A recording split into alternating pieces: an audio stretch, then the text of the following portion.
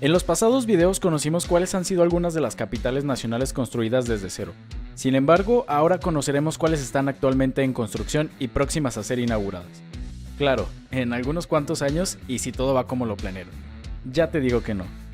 Desde un país que ni te imaginas que está cambiando su capital hasta una capital de respaldo para un país, quédate para conocer estas nuevas capitales en construcción. Esto es Urbanópolis y bienvenidos.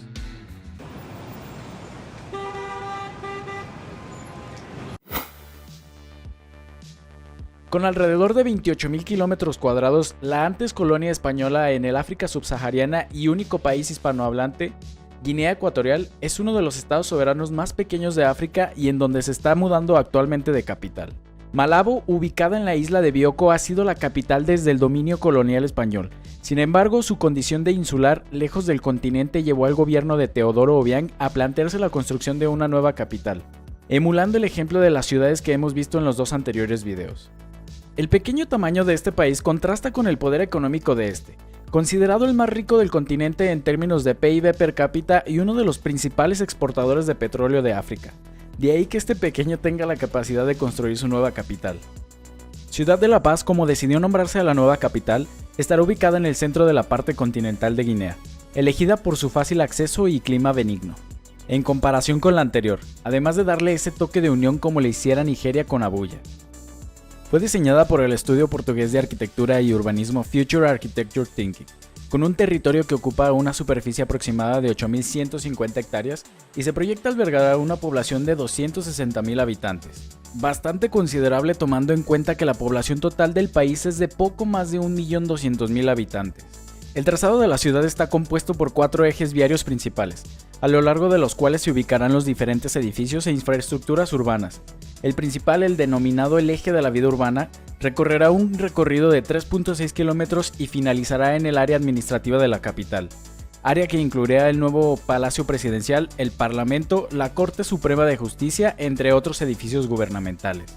El segundo corredor urbano, denominado el eje natural, se ubicará paralelo al río Huele y albergará diversos espacios recreativos y culturales para la población, incluyendo propuestas como lagunas artificiales y bosques urbanos, incluyendo la vegetación nativa.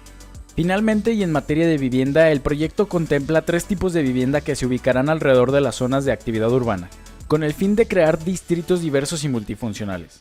El gobierno de Guinea Ecuatorial comenzó a trasladar la capital a principios de 2017, y sus arquitectos subrayan que el proyecto pretende crear la primera capital mundial enteramente dependiente de energías renovables y sostenibles. La nueva capital respondería a un moderno planteamiento destinado a hacer referencia en el continente africano, especialmente en la región subsahariana, ya que no es la única en construcción en todo el continente. Para el 2020 la ciudad debería de haber estado completa, aunque por el momento alberga solo la sede administrativa desde hace más de 3 años, y se proyectaba una población inicial de este 2021 de unas 65.000 personas. Sin embargo, no se sabe si realmente se cumplirán estos objetivos, ya que a pesar de ser uno de los proyectos más grandes de África Occidental, la información sobre este desarrollo actual de la ciudad es bastante limitada. Incluso, como curiosidad de esta ciudad es de que ni Google Earth te permite ver el avance real de la ciudad. ¿Qué esconderán? El contexto social y político de Guinea Ecuatorial agrega más incertidumbre que lo convierten en un proyecto altamente cuestionable. En primer lugar, la ubicación de la nueva capital significó la erradicación de cientos de hectáreas de selva tropical, en un continente que ya está muy afectado por la deforestación. Además, la construcción de nuevas carreteras y enlaces viales podría facilitar la explotación ilegal de los recursos forestales, aumentando los problemas ambientales en contraste con las medidas de sustentabilidad de la ciudad. Por otro lado, la enorme inversión económica que implica Ciudad de La Paz resulta particularmente escandalosa para muchos de los sectores del país, considerando los altos niveles de pobreza y desigualdad que existen en Guinea Ecuatorial. El país ocupa el puesto 145 en la lista de países por índice de desarrollo humano, por debajo de otros países africanos como Kenia o Ghana. El mismo informe también destaca que el gasto en proyectos de infraestructura en Guinea Ecuatorial entre 2009 y 2013 representó alrededor del 80% del presupuesto anual de toda la nación. Por el contrario, el presupuesto para servicios de salud y educación apenas alcanzó la 10ª parte de todas las inversiones realizadas en el mejoramiento de estas carreteras y sistemas de transporte, entre otros. Así, 4 años después del anuncio del traslado del gobierno a la nueva capital, Ciudad de La Paz continúa en construcción, Se están terminando algunos edificios de oficinas y los nuevos caminos avanzan a través del entorno selvático. Sin embargo, la ciudad aún espera su inauguración oficial, así como la llegada de sus nuevos residentes. Y eso sin contar también todas las críticas de la pequeña oposición guineoecuatoriana que señala a la nueva capital como la obra faraónica digna del dictador Teodoro Obiang. Toda una capital digna del continente africano.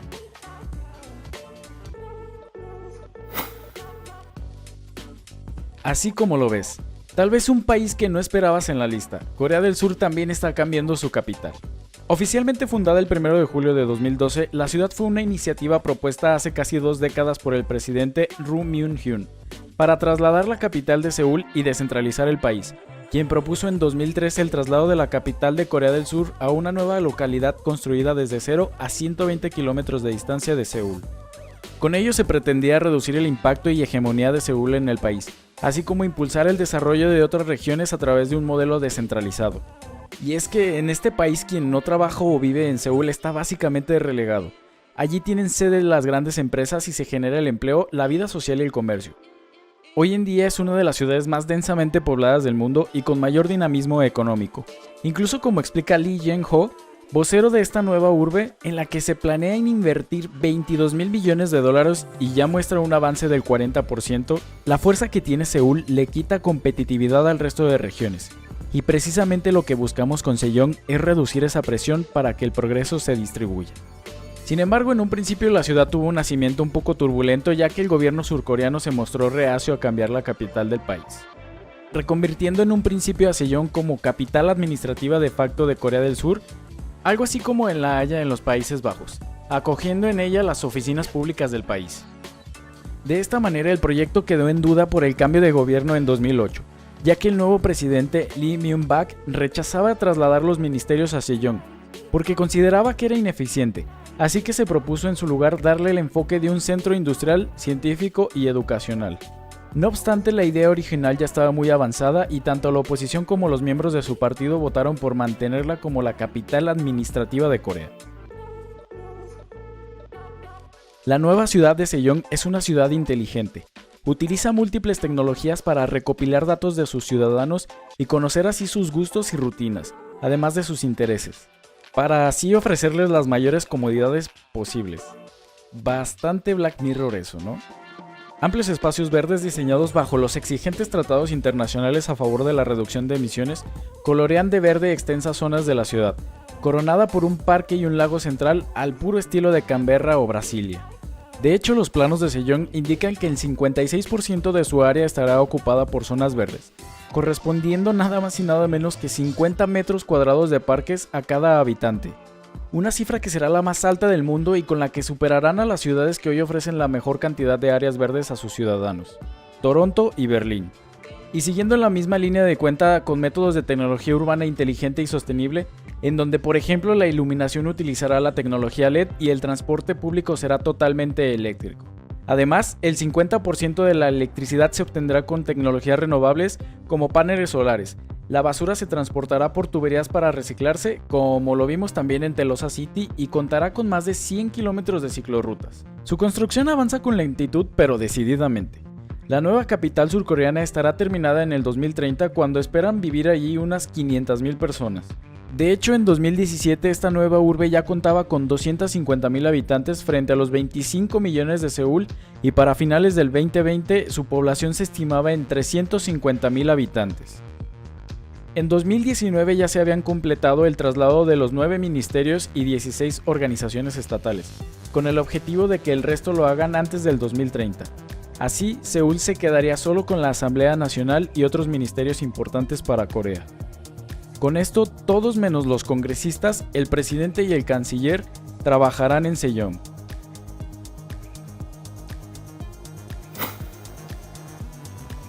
Emplazada en pleno desierto de Egipto, la nueva capital administrativa, nombre que se le ha dado por el momento, se perfila ser el reemplazo para el milenario El Cairo, a punto de ser destronada de su posición en 2022, en teoría. La construcción de la nueva capital administrativa comenzó en 2017. Sin embargo, la iniciativa de cambiar la capital fue anunciada el 13 de marzo de 2015. Presentada como un intento de desbloquear a El Cairo, presa de una increíble expansión demográfica y económica que la infraestructura lucha por soportar aún hoy en día. El Cairo actualmente tiene una población de 20 millones y se acaba de sobrepasar el umbral de los 100 millones en todo el país, con solo el 8% de su población asentada a lo largo del río Nilo, en donde 2 de cada 3 egipcios son menores de 30 años y para 2050 se espera Egipto supere los 150 millones de habitantes. Todo una bomba demográfica a las puertas de El Cairo. Aunque varios observadores también señalan que este traslado también es probable que tenga fines políticos, incluida una mayor proximidad al poder con la zona estratégica del Canal de Suez y un renacimiento para la segunda potencia económica de África después de unos años tan turbulentos. La idea es trasladar la capital administrativa a un nuevo emplazamiento en medio del desierto ubicado a unos 45 kilómetros al este de El Cairo. Este proyecto, planeado desde la década de los 70s y constantemente propuesto, recibió su aprobación cuando Al-Sisi llegó al poder tras el golpe de estado de 2013, generando un cierto entusiasmo en la población y también numerosas críticas, en particular con respecto a su financiación y control por parte del ejército egipcio, las cuales veremos más adelante. De acuerdo con los planes, se convertirá también en la capital financiera de Egipto y alojará los departamentos del gobierno principal y los ministerios, así como a todas las embajadas. Esta nueva capital administrativa está planeada para ser el hogar de 5 millones de personas en tan solo 700 kilómetros cuadrados, lo que la convierte en la mayor capital planificada de la historia de la humanidad. Los atractivos de esta ciudad recaen en sus 200 kilómetros de carreteras inteligentes, sus 12 metros cuadrados de espacios verdes por habitantes, contrastando con la asfixiante realidad del Cairo, uno de los países con peor calidad de aire del planeta, pero que se quedan muy por debajo de como lo vimos en Sejong y sus 3 joyas de la corona. El imponente obelisco Capitale, un obelisco de 1000 metros que será el más alto del mundo y fiel a la herencia faraónica, la Iconic Tower, la que será la torre más alta de África con sus 386 metros, y la Gran Mezquita de Al-Fatah Al-Alem, la segunda más grande del mundo después de la Gran Mezquita de la Meca en Arabia Saudita, esta ya inaugurada en 2019 por el mismísimo Al-Sisi. Esta ciudad es tan impresionante y disruptiva que incluso el nuevo Ministerio de Defensa de Egipto posee una urbanización tan peculiar digna de un diseño sacado del mismísimo Cities Skylines, proyectando la fuerza que el ejército tiene sobre este gran proyecto. Y es que desde el ascenso de Al-Sisi en 2013, tras el golpe de estado, el ejército tiene cada vez más protagonismo político y económico en el país, con empresas a su nombre en sectores que van desde hoteles, construcción, energía, invernaderos hasta equipo médico, hecho que haya desatado las primeras críticas sobre este proyecto. De igual manera, esta nueva capital no es ni de momento ni de los egipcios ni para los egipcios. Las lujosas residencias proyectadas y pensadas para venderse por el equivalente de entre 60.000 y 100.000 euros no podría permitírselo en toda su vida el ciudadano medio, mucho menos esa tercera parte de la población que está en la pobreza, según cifras del Banco Mundial, sino que más bien están pensadas para ser vendidas a estadounidenses, chinos o europeos. Y eso sin contar también la actual crisis del coronavirus que no ha hecho más que agravar la situación financiera de Egipto, con fugas de capitales y con una incógnita de si se podrá continuar con esa obra faraónica, nunca mejor dicho. Por el momento ya han trabajado unos 150.000 operarios en su construcción y ya se ha gastado el equivalente a nada más y nada menos que 23.000 millones de euros, referentes solo a la primera fase que se terminará en 2030 con un coste final estimado de 50.000 millones de euros. En cuestión de meses, lo más tardar en 2022, fuentes gubernamentales afirman que empezarán a trabajar allí de manera, ojo a esto, forzosa, 54.000 funcionarios a los que ni siquiera se les facilitará una vivienda, pero sí se les ha garantizado la construcción de un enlace ferroviario y la posibilidad de alojarse en la cercana barriada satélite de la ciudad de Bader. Asimismo, el Parlamento está construido ya al 60% y el Palacio Residencial al 50%. Están en marcha también 18 ministerios y las embajadas. En el distrito financiero se terminarán 20 grandes torres antes de que finalice el 2022. Y el diseño de la ciudad será en forma de radios y círculos para poder ampliar en el futuro a medida que la gente se mude. La nueva capital administrativa es solo el comienzo. El Ministerio de Vivienda de Egipto tiene previsto construir unas 20 nuevas megaciudades que abarquen una superficie total de unos 2.500 kilómetros cuadrados, con el objetivo de dar cabida a 30 millones de personas. Al igual que Egipto, la potencia emergente de 260 millones de habitantes, Indonesia, Busca mudarse de capital debido a su actual sobrepoblación y a que Yakarta literalmente se está hundiendo. Cuando se presentó por primera vez Joko Widodo a las elecciones de 2014, se comprometió con mover la capital de Yakarta para evitar y agravar estos problemas. Y es que el peso de la isla de Java es excesivo. Con 150 millones de personas, el 54% de la población de Indonesia y el 58% del PIB, no existe otra isla que siquiera le haga cosquillas a donde se asienta actualmente la capital. En lo referente a Yakarta, la capital se está hundiendo a gran velocidad, entre 1 y 15 centímetros al año. Además, es una de las zonas más congestionadas del mundo con muchísimo tráfico, lo que ha generado una alta contaminación. Por otra parte, hay una sobrepoblación, concebida en un principio para alojar unas 500.000 personas cuando fue fundada por los colonos holandeses allá por el siglo XVIII. Yakarta cuenta ahora con una población de alrededor de 10 millones de personas, 30 si se incluye el área metropolitana. El sitio elegido para trasladar la capital ha sido la isla de Borneo, la más grande del país. De acuerdo con el presidente Joko Widodo, la elección de esta área como nuevo centro político de Indonesia se debe a varias razones. La primera es que es una zona de mínimo riesgo en relación con los múltiples desastres naturales que afectan con frecuencia a las otras islas del archipiélago, como terremotos, tsunamis o erupciones volcánicas. Además, la región está situada geográficamente en el centro de Indonesia a unos 1.400 kilómetros de la actual capital, ayudando a los habitantes que viven en las islas más alejadas de Yakarta a evitar los grandes desplazamientos, y su cercanía a dos importantes ciudades como Balikpapan y Samarinda fue igual de determinante al momento de elegir el área, pues la futura capital podrá detonar su crecimiento gracias a su ubicación perfecta para el comercio exterior y así diversificar la economía de Indonesia, reducir las agudas disparidades regionales y contribuir a una población de forma más equilibrada. Este ambicioso proyecto de reubicación significará una inversión de alrededor de 33.000 millones de dólares, en donde espera poder iniciar su traslado en 2024 con la mudanza de 1,5 millones de funcionarios públicos por primera vez. Para el diseño de esta ciudad se eligió a la firma Urban Plus. Esta propone un diseño en el que el centro de la nueva capital se ubicará en una zona de manglares que podrán utilizar el agua del río para crear un pequeño lago, y que permitirá mantener una población de menos de 170.000 habitantes para 2025. Un centro gubernamental de 2.000 hectáreas con el Palacio Presidencial será el centro neurálgico de esta capital sin nombre aún, planeado para ser terminado en una primera fase en el 2025, y después de ser conectada con varias ciudades satélite. El presidente Widodo redefinió muchos de los aspectos de la nueva ciudad inspirándose en Canberra, al igual que la otra ciudad de la lista, Sejong. Tal parece que a los diseñadores les encantó esta ciudad de principios del siglo XX bajo el movimiento de la City Beautiful, que aún hoy en la actualidad se continúa su legado. La nueva capital tenía previsto empezar a construirse a finales del 2020 y ser una realidad en 2025. Sin embargo, se retrasará por la pandemia, después de que el gobierno haya decidido utilizar gran parte de ese presupuesto a la lucha contra la pandemia. Veamos qué sucede después y si el proyecto cumplirá con las expectativas.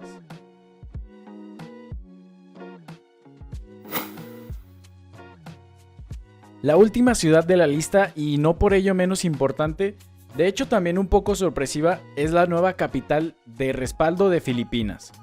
El motivo para construir New Clark City también se debe a la congestión que sufre actualmente la capital del país, Manila, motivando que el gobierno filipino anunciase en 2012 la construcción de una nueva ciudad ecológica del tamaño de Manhattan, a unos 100 kilómetros de Manila. No obstante, esta ciudad, aparte de las características como sostenible, inteligente y gluten free como las demás predican ser, se centra en un problema urbano tan latente pero casi no tomado en cuenta: la resiliencia urbana.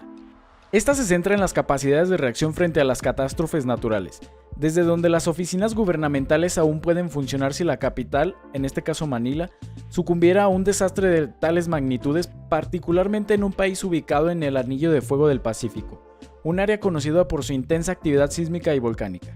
Y así, New Clark City se inauguró en 2019, justo a tiempo para albergar los Juegos del Sudeste Asiático. Con planes para cubrir más de 9.500 hectáreas, esta será más grande que Manhattan y podrá albergar hasta 1.2 millones de personas. Grandes áreas de la ciudad serán peatonales, además de que se planea un transporte masivo eficiente para reducir al mínimo las necesidades de un automóvil. Además, los urbanistas también pretenden preservar el paisaje natural de la zona, conservando su río y evitando la tala innecesaria de árboles, así como utilizando una piedra volcánica para una construcción más sustentable, producto del famoso monte Pinatubo, ubicado a tan solo 40 kilómetros de la ciudad.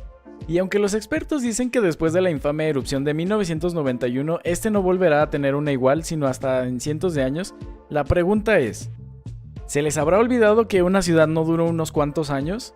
La primera de al menos 5 fases de construcción de la ciudad le costará al gobierno y a los financiadores privados casi 2.000 millones de dólares, una ganga comparándola con las inmensas sumas de Egipto o Indonesia. Y su construcción ya comenzó, y se espera que la primera fase se complete en 2022, con un periodo de 30 años para completarse. ¿Sabías de todas estas ciudades en construcción? ¿Crees que tu país debería de seguir los mismos pasos que ellos? Deja tus respuestas acá abajo en los comentarios y no olvides suscribir, darle like y compartir para hacer más grande esta comunidad. Y ya somos más de 20,000 suscriptores. Infinitas gracias por lograrlo todo esto en menos de un año. Por un 2022 con más y mejores sorpresas. Hasta la próxima.